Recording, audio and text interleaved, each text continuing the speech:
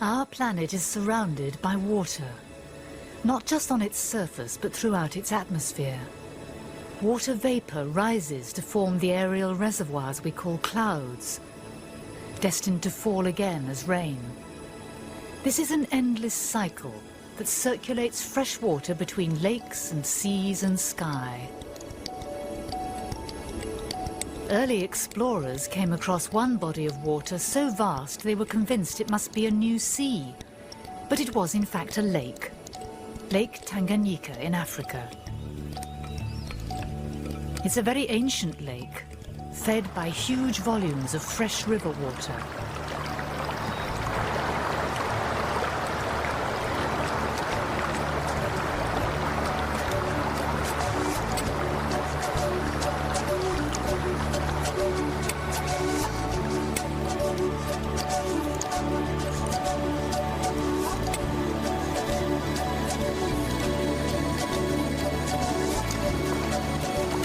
Fresh water not only quenches the thirst of plants and animals, it carries nutrients into the soil, feeding vegetation. Drenched in moisture, the lake region is a paradise for plants and animals.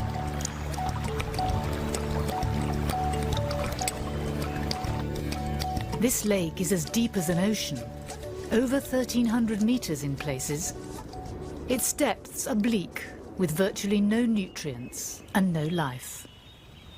But as in the oceans, where light penetrates the upper layers of water, the lake is very much alive. River otters mingle with more kinds of fish than there are in all of Europe. And this spot-necked otter is after a particularly intriguing one.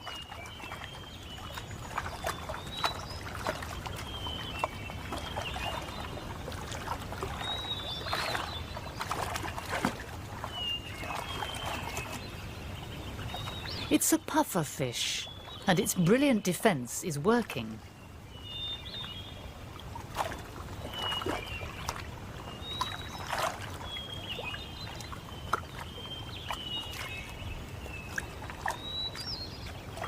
The otter loses interest.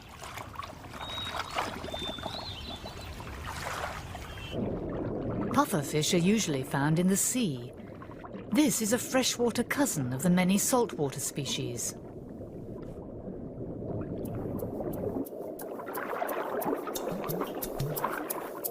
The motionless football of a fish wasn't much fun, and the otter's still in the mood for a game. Turtle chasing will do fine. And a friend soon joins in.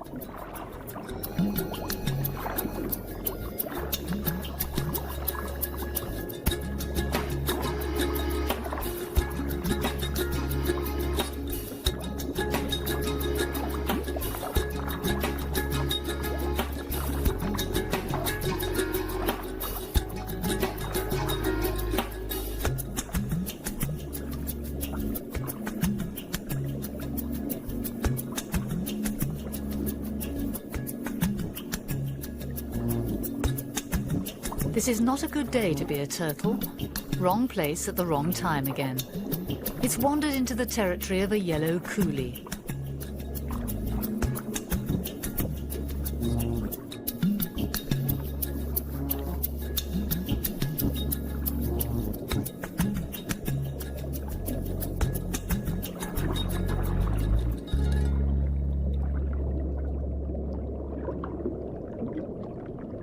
Lake Tanganyika is the setting for an unusual fish story.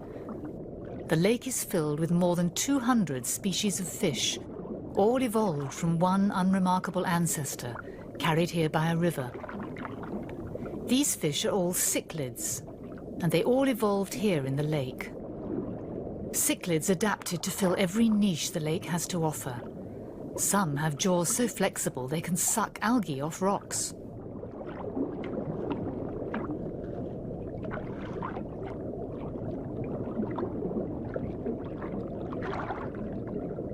Others pick at their greens. There are now so many different cichlid species, and in such numbers, that they keep this vast body of water clear of the plant debris that clouds most lakes. It's so clear the otters have no chance of making a sneak attack.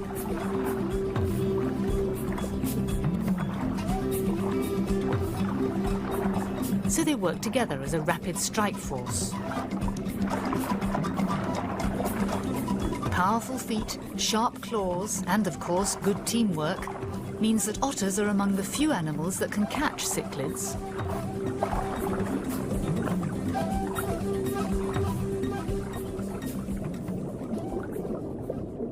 The lake is home to the only freshwater sardines in the world. In fact, they're unrelated to marine sardines, but have evolved to fill a similar niche.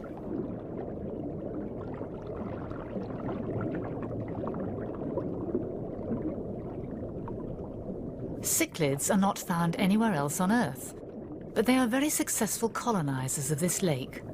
However, just because they all come from the same ancestor doesn't mean they don't compete with each other.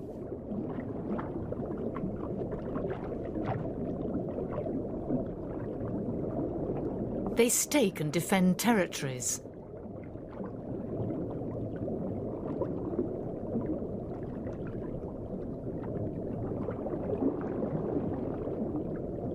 Some cichlids even form gangs and go on the rampage against other species. Black cichlids look after their newly hatched young in craters they dig from the sandy lake bottom. But whole clutches may be lost to the passing mob.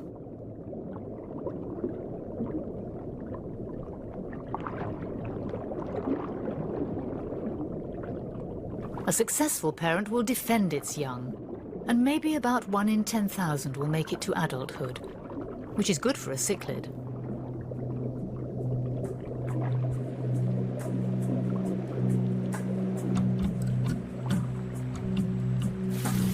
Lake Tanganyika is so large that it creates its own weather system. Storms are localized but can turn violent. Cyclones suck the lake into the sky inside towering water spouts. In Central Africa's tropical warmth, the waters of life are continually recycled. Water is essential to life, but life adapts, even to the very driest conditions. Deserts appear devoid of water. But animals will colonize any environment, adapting to the harshest conditions, as long as there's some water somewhere. This is the Kalahari Desert in southern Africa. It hardly seems possible, but wildlife survives even here, where the only visible body of water is a mirage.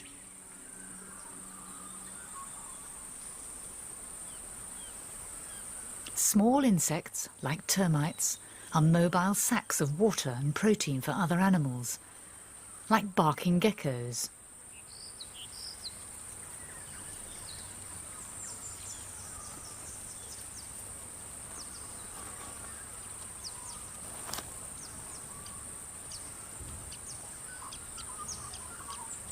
The desert can also support large colonies. Weaver birds build elaborate nest communities. They're lucky. They can fly to distant pools to find their water. The desert can even sustain mammals, small and large. Springbok browse at its scrubby margins, and so do their predators, lions. Like all of the large desert animals, the lion gets its moisture almost entirely from its food. All of these animals are perfectly at home in a place so dry a human being couldn't last much more than a day. Although we think of them as permanently dry, many deserts do get a short deluge of rain at least once a year.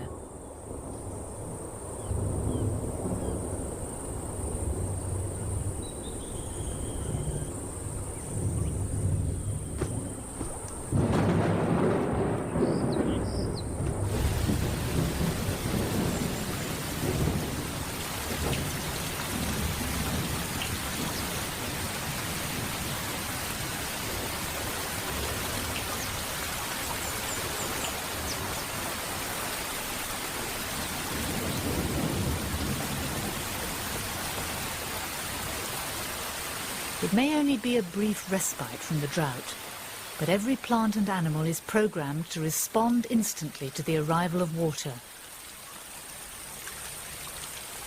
The hard-baked soil reveals one form of life that has been waiting a long time for this moment.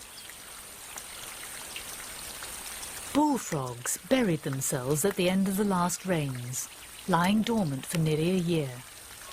The new rains soak the dry earth, reviving the slumbering frogs, and they emerge ready to mate. They can only breed while the surface water lasts, while there are freshwater pools in which their young can feed and grow.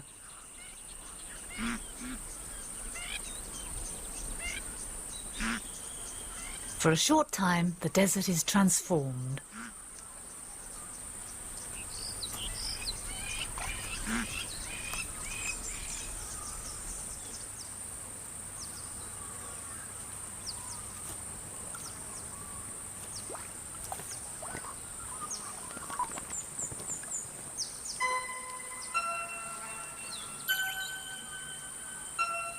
Many insects and plants rush to complete their life cycles. In only a few weeks, the ground will be parched once again. For now, the desert is a riot of colour and life.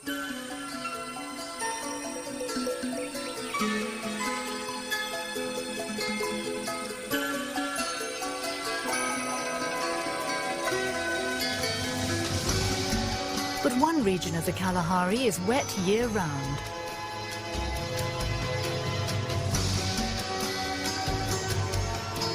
The Okavango Delta.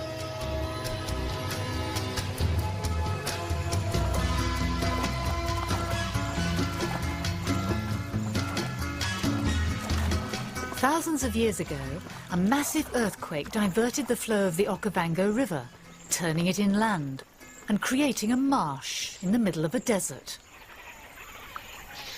Like Lake Tanganyika, this watery world is a rich one. Much of the water is shallow, creating vast marshlands. These conditions are ideal for wading birds, like storks, herons and cranes.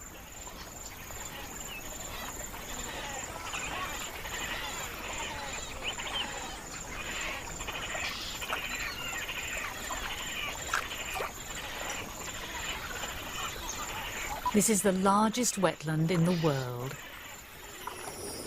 When the annual rains top up the delta, it sprawls across more than 15,000 square kilometres. In most parts of the world, rain does arrive, eventually. But some animals don't just sit and wait. They travel hundreds of kilometres to be in the right place at the right time. Every year, vast herds of wildebeest make an annual 2,400-kilometre round trip, chasing the waters of life. In the spring, they migrate across Africa's Serengeti plains. At this time of year, the grass has dried out in the southern plains. The wildebeest somehow sense that it's time to move north, toward the coming rains and the lush new grass they will produce.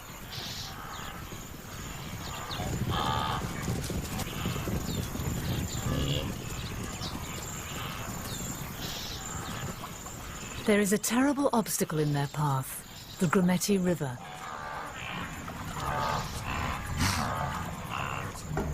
This river is home to freshwater crocodiles. They are the largest in the world. Some are 6 meters long, and they live here for a good reason, a regular supply of meat. Thirst forces the wildebeest to the river's edge. They must drink.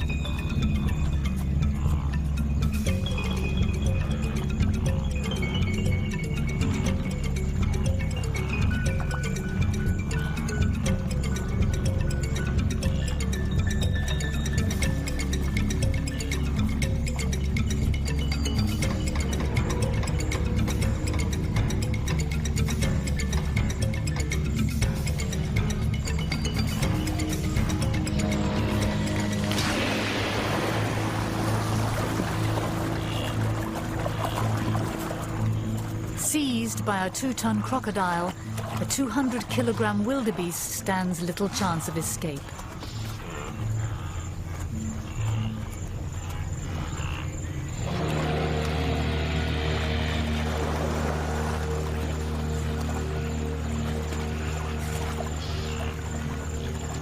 The wildebeest see their opportunity. Thousands live to complete the journey, and they and their descendants repeat it again and again.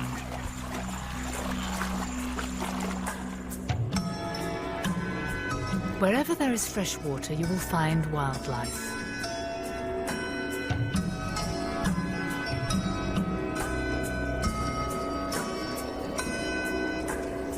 Animals of all shapes and sizes drink, feed, swim, and breed in it. In Uganda, elephants and hippos gather in and around the Great Kazinga Channel that connects Lake George and Lake Edward.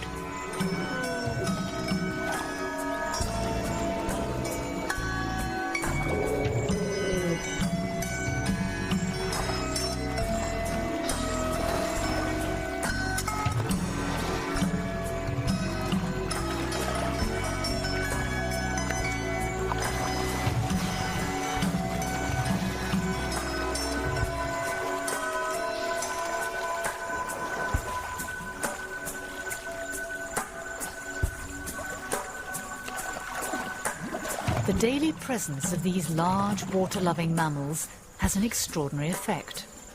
Their dung often goes straight into the water.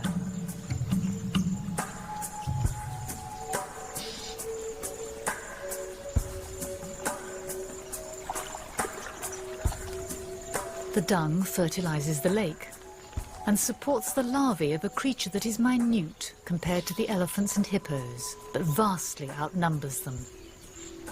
Clouds of lake flies. Early explorers saw the clouds from a distance and thought the lake was on fire. The flies are tiny, the size of mosquitoes, but at the beginning of the rainy season they swarm in billions.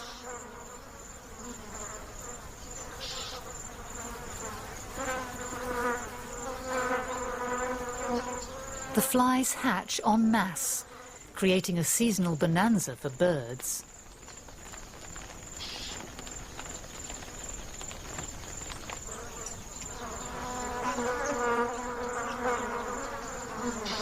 Fish follow the rising larvae to the lake's surface, so this is also the time of year fishermen can make their best catches.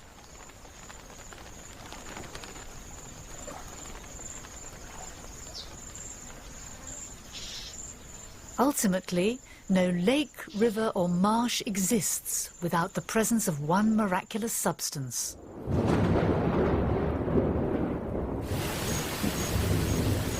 Water. Some places receive so much rain that water courses over every surface. There is enough rain to soak the ground and plenty left over.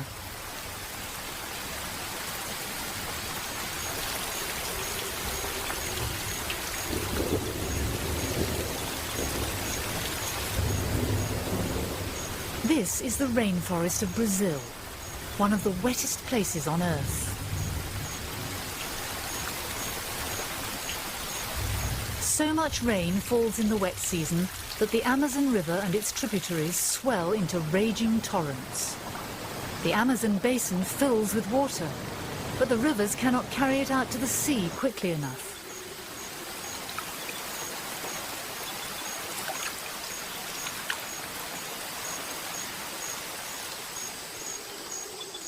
The rivers rise and rise, and the rainforest undergoes a complete transformation.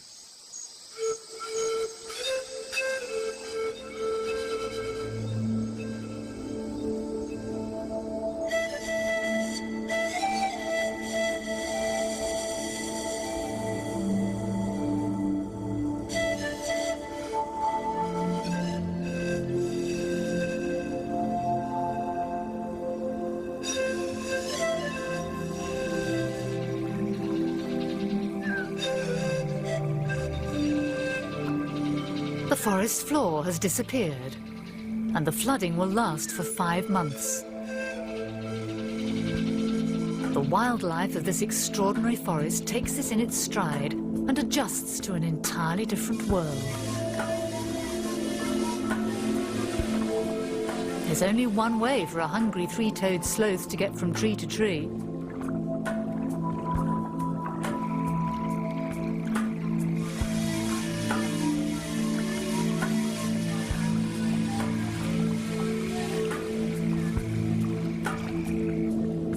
For the sloth, this is a hard time of year. It's considerably easier for the fish. Large arowana fish have the freedom of the forest in their search for food, below and above the water.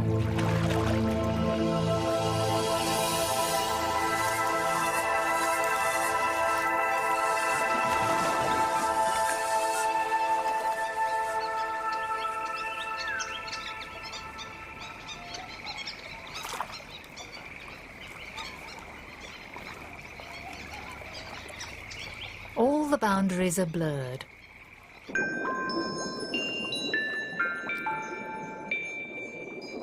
Hatchetfish are naturally at home in the water, but they have an astonishing defense when they're under threat.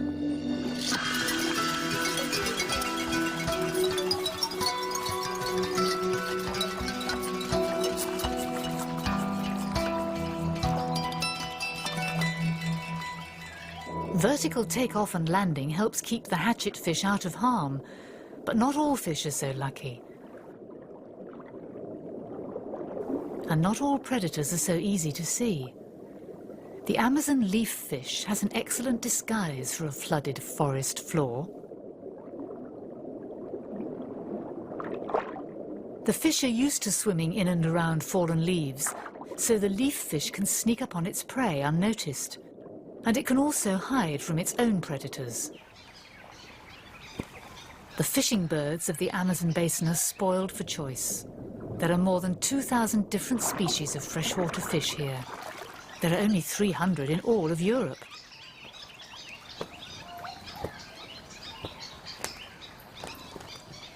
The diversity of fish is astonishing in one of evolution's prime laboratories.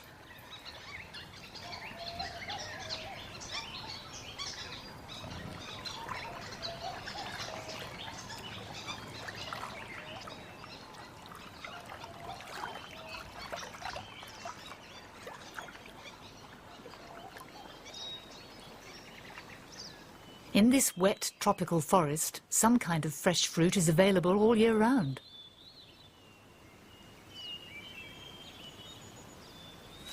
Tree-dwelling primates like the wakaris may be stuck in the trees when the Amazon floods, but they have plenty to eat.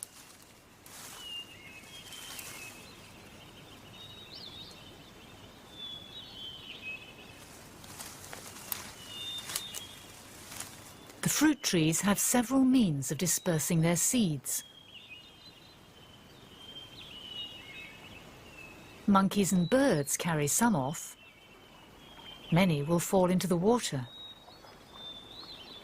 In most places, birds, mammals, and even insects transport seeds. But here, fish take on the role, carrying seeds they have eaten throughout the flooded forest.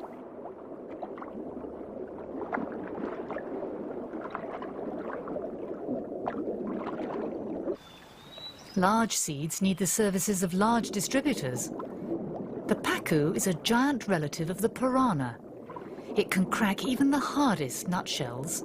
Its teeth are more like those of a horse than a fish.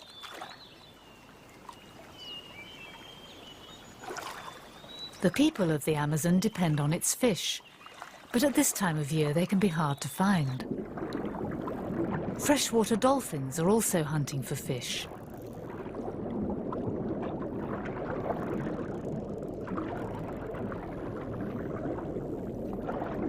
Boto River dolphins are unusual, the world's only freshwater dolphin. But like their marine cousins, they are expert echolocators. They emit sounds that help them see their quarry in the murky water.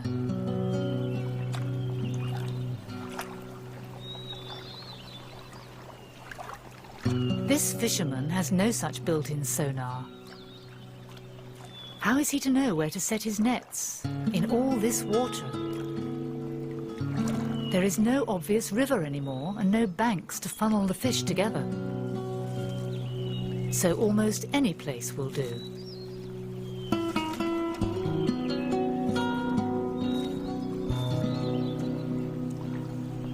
As long as there are dolphins nearby. The dolphins herd fish ahead of them.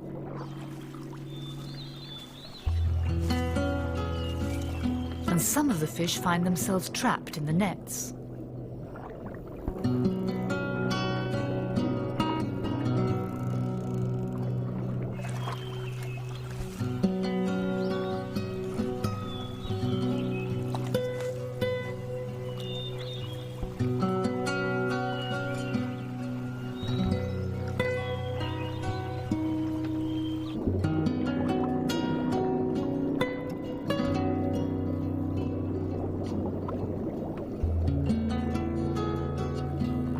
The dolphins take a few of the fish for themselves, but there are plenty for both man and dolphin alike.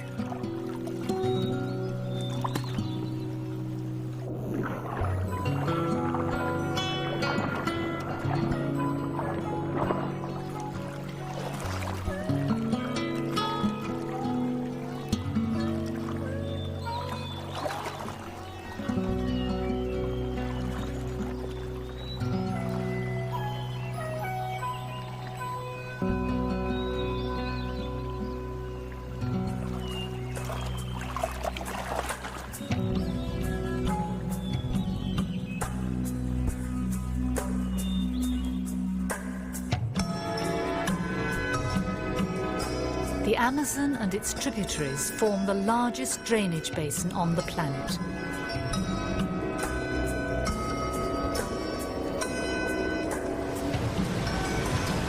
All rivers are torrents of liquid energy, heading relentlessly downhill towards the sea. Small rivers join forces with larger rivers.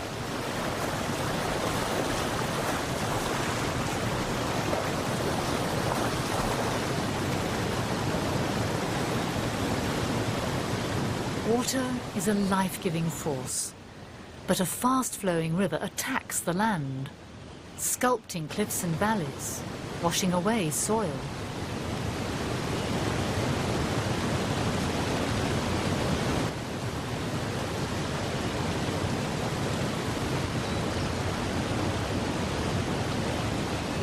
Most living things have no choice but to go with the flow.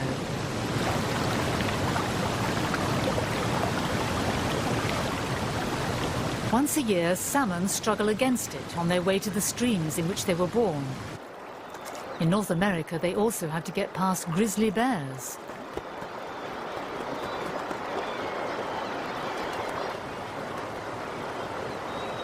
All the bears have to do is be in the right place at the right time. But they have made their own long migrations, crossing hundreds of kilometers to reach this spot. Here, they know the river will bring them a much-needed pre-winter feast.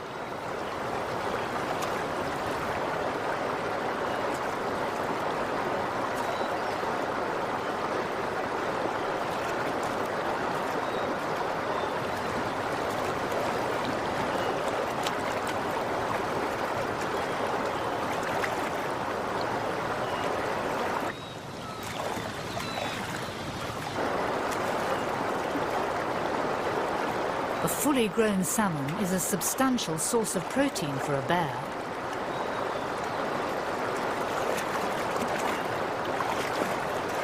If it survives, a salmon's life is just one long round trip.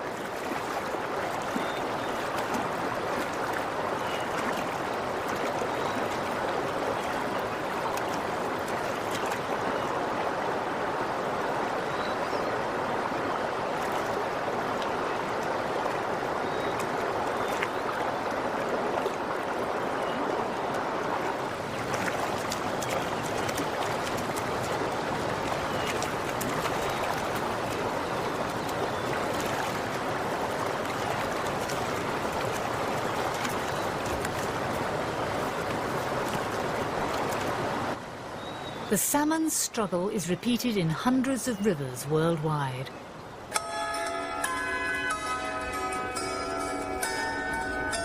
Whether it's through the North Pacific or the English Channel, breeding salmon know when it's time to head home.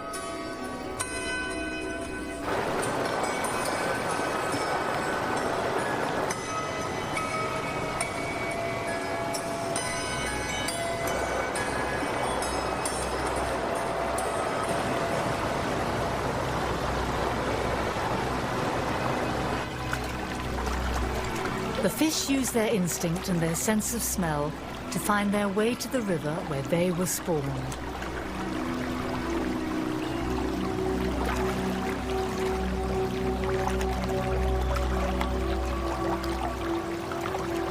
They lay their eggs in the shallower waters.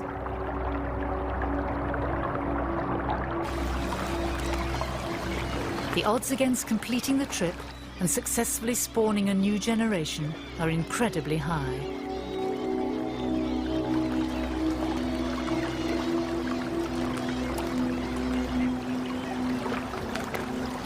The adult salmon go no further. They die here, where they were born.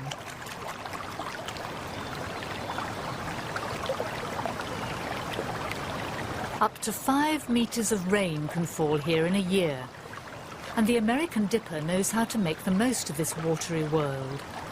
It has an uncanny ability to catch its prey beneath the surface of the cold mountain streams. The dipper has a special layer of insulating underfeathers, and its eyes have an extra transparent membrane that allows it to see clearly underwater, like a diver with goggles.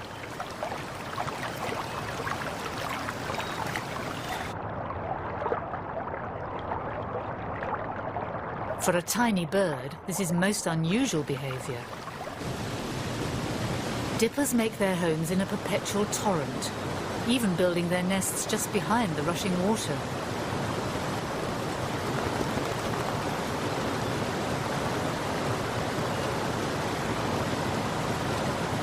They have a limitless supply of nest-building material, spongy moss, which the dippers shape into large domed shelters for their young.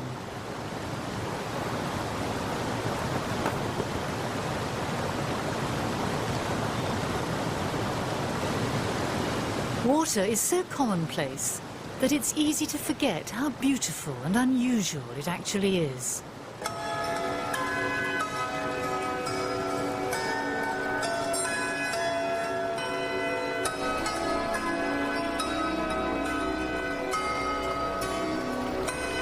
Water transforms the land, and it too is transformed, turning solid with a drop in temperature.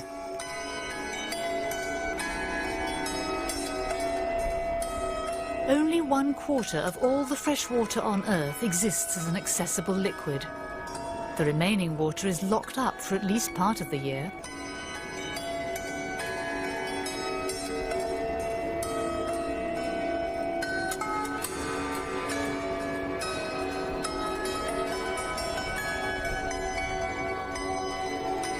Water in any form is a potent force.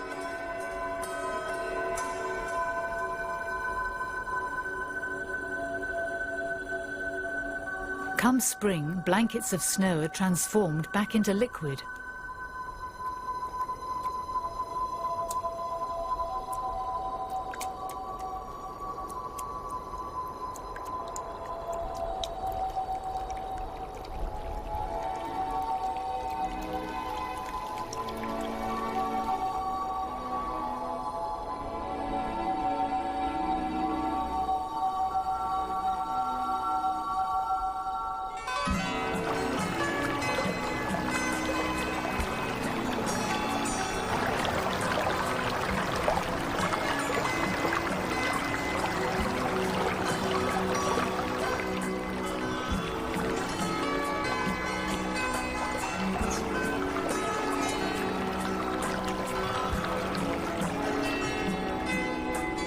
At the poles, the Arctic and Antarctic ice caps hold 3/4 of the planet's fresh water in long-term cold storage.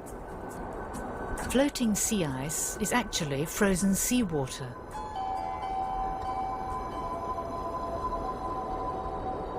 Icebergs are a different form of ice entirely.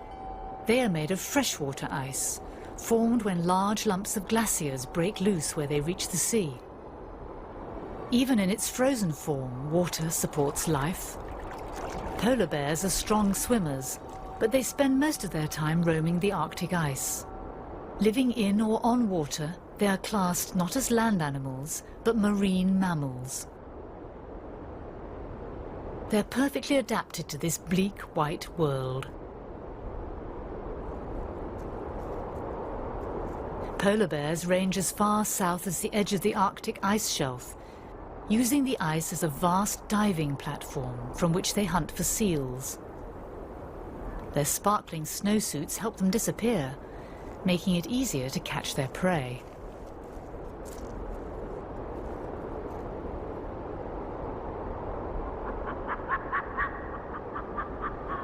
The bears share their icebound world with a scavenger dressed in winter white, the Arctic fox. The foxes are also Arctic hunters, but will happily scavenge on food left behind by the bears.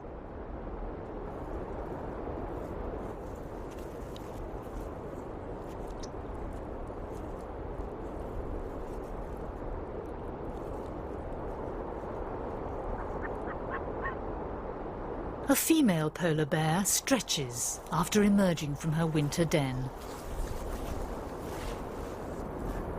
Females spend the winter on their own or with their cubs. They can survive in relative warmth, thanks to the properties of one form of frozen water, snow. Snow traps air and insulates the den, keeping the bear's body heat inside.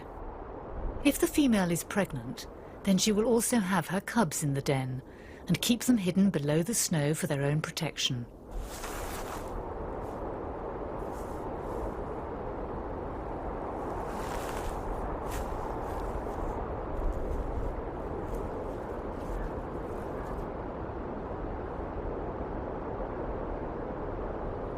Male polar bears don't dig dens. It's believed that they wander the ice throughout the long, dark winter. There is plenty of water in the Arctic, but because most of it is frozen water, the region is as inhospitable as a desert. In fact, the polar ice caps are deserts, some of the coldest deserts in the world.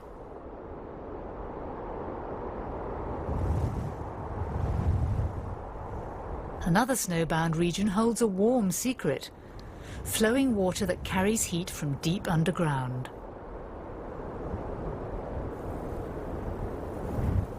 In North America's Yellowstone Park, eerie mists rise through the forest, even in midwinter. Hot volcanic springs create a spa in the snow. Bison can survive very low temperatures, but many of them seek out the hot springs to thaw out and enjoy a respite from winter.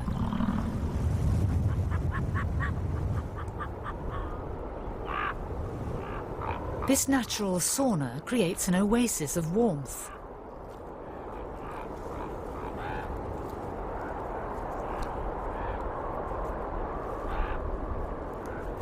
Even scavenging coyotes take time off to enjoy it.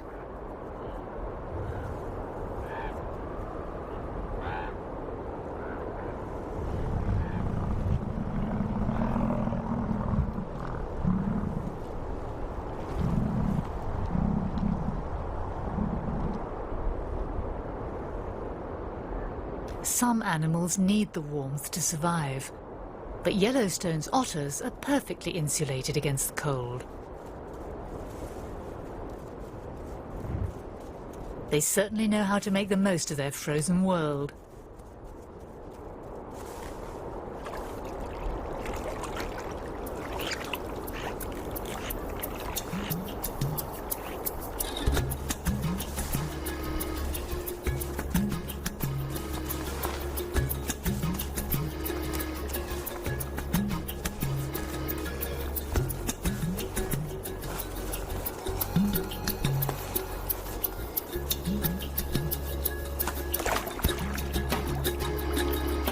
Winter is even the time to mate. If a new litter is started now, the pups will not be born until the weather is much warmer.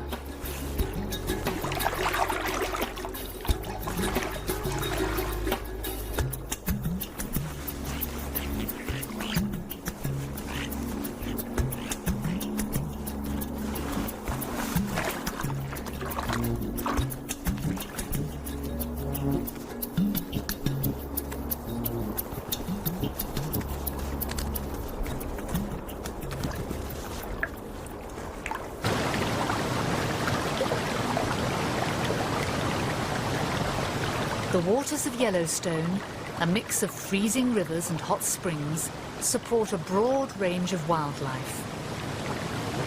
Some of its animal residents could never survive the brutal winter without the presence of the superheated water.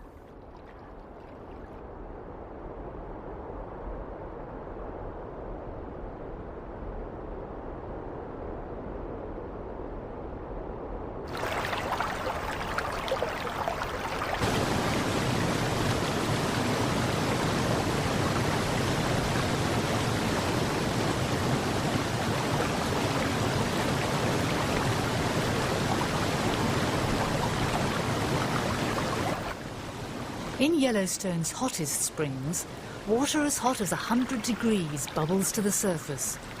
This looks like an unlikely place to find any life at all. Springs much like these were possibly one of the very first waters of life, where primitive bacteria were born. Mats of simple organisms actually thrive in scalding springs.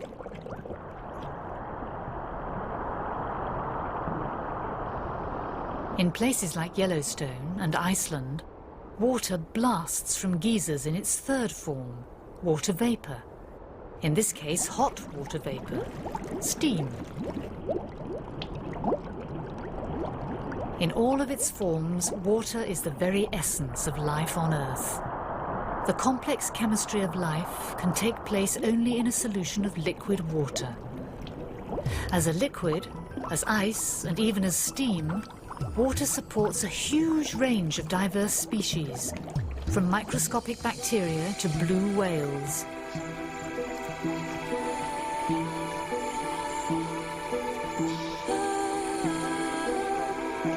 Some geothermal springs remain at a balmy temperature all year round. In the Florida springs, water bubbling up from underground is a constant 22 degrees.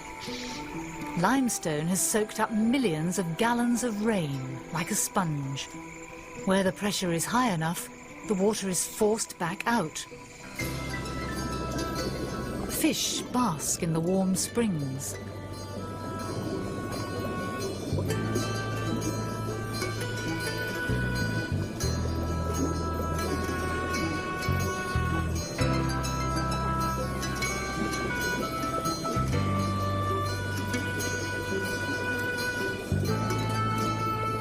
This is a strange world few of us ever see.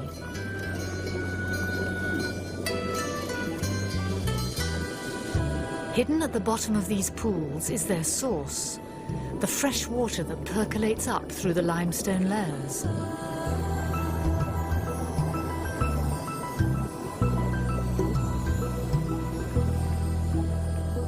Needlefish feed near the surface, mostly on the fry of other fish. They are not alone. Because these waters are always balmy and rich in minerals, hundreds of different species thrive here.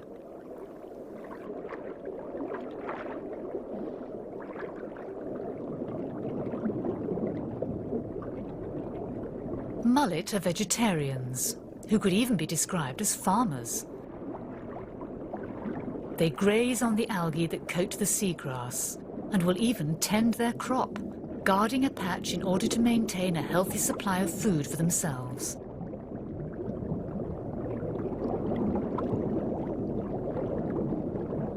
As in every environment, where there is prey, there are predators. Cormorants living in these springs have the same problem as the otters in Lake Tanganyika. In clear water, their prey can see them coming. So the birds hunt in groups, trying to flush the fish from the grass.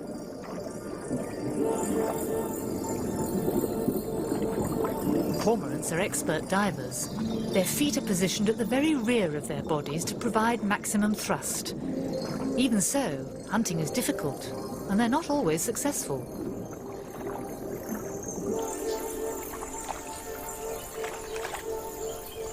After feeding, the birds dry themselves in the sun.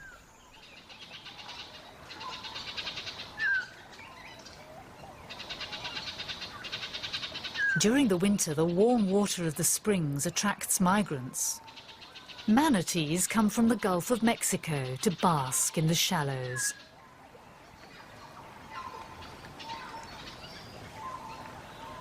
Although they spend much of their time in the ocean, they can also survive in freshwater. These gentle creatures are strict vegetarians, yet they grow up to 3 meters long.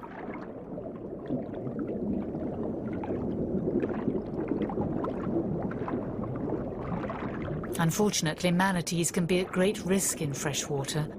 They move slowly, so they cannot easily get out of the path of motorboats. Many manatees bear scars caused by propeller blades.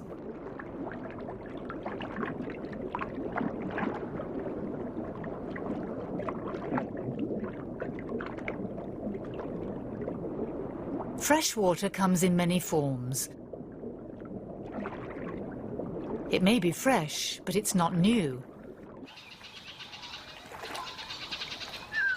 Water has been endlessly recycled in an ancient process. From salty seawater to water vapor to rain across the ages.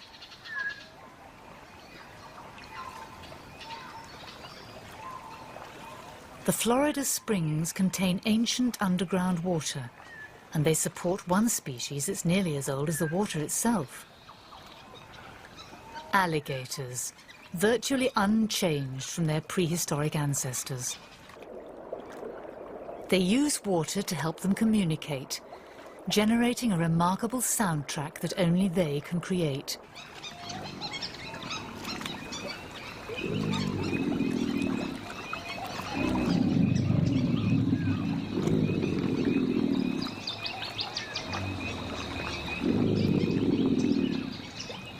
This is a strange world. The waters themselves dance to subsonic bellows.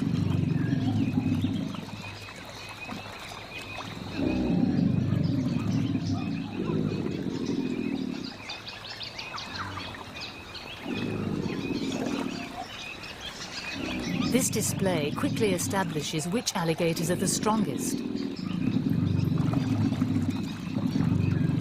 The resulting hierarchy will be in place for months. It prevents potentially deadly fighting between these enormous reptiles.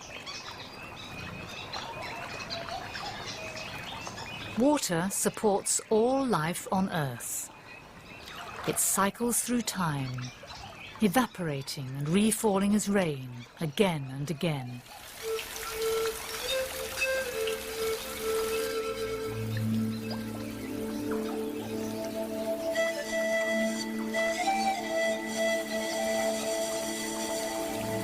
The water molecules that fall on alligators living in North America today may have fallen on dinosaurs living in Asia long, long ago.